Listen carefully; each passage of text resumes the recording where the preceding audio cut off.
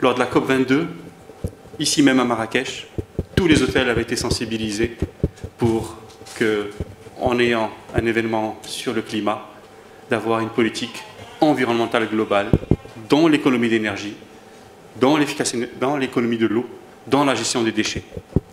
Tout ceci avait été discuté avec les hôteliers et certains ont eu des labels clés vertes, certains ont eu des efforts, ont fait des efforts. Et je suis très heureux de le dire ici à Marrakech parce que dans le domaine de l'efficacité énergétique, les hôteliers, quand on est en période de croissance, quand le tourisme marche bien, les gens ne font pas trop attention à la facture énergétique. Et quand il y a eu des crises, et nous avons connu des crises, on a eu beaucoup de discussions. Cette rencontre aujourd'hui concerne le secteur de l'hôtellerie et l'efficacité énergétique dans le secteur de l'hôtellerie. Pour nous, c'est très important. Nous le faisons ici à Marrakech, la ville de la COP22 et de la COP7, mais de la COP22, où nous avons lancé déjà des actions qui ont été menées sur l'efficacité énergétique, mais plus globalement, avec la Fondation Mohamed VI pour la protection de l'environnement, il y a le label Clé verte qui avait été développé beaucoup plus sur la ville. Et dans ce label Clé verte, il y a tous les volets environnementaux, dont l'aspect économie d'énergie.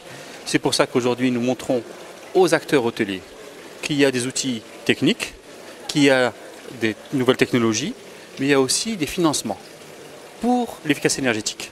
Donc un hôtel aujourd'hui, il a une facture énergétique, il peut la réduire, c'est très important pour qu'il soit encore plus compétitif, mais qu'il y a un volet technique, parfois des investissements pour remettre à niveau au niveau de la climatisation, du chauffage, de l'éclairage, tout ce qui peut être utilisé comme énergie dans un hôtel, et en même temps avec des investissements nécessaires, donc des financements. Toutes les banques aujourd'hui nationales ont des lignes dédiées à l'efficacité énergétique. C'est très important. Le secteur financier joue le jeu.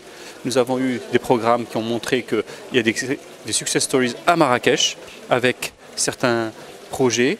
Je pense à la biomasse énergie qui est utilisée dans certaines chaudières pour les hôteliers.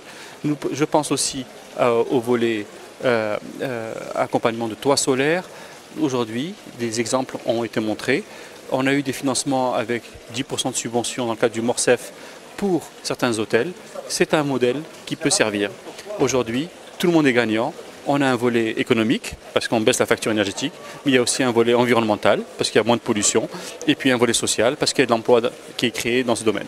Donc voilà un peu l'esprit et qu'il se rencontre aujourd'hui que l'Agence marocaine pour l'efficacité énergétique a voulu organiser avec AOB.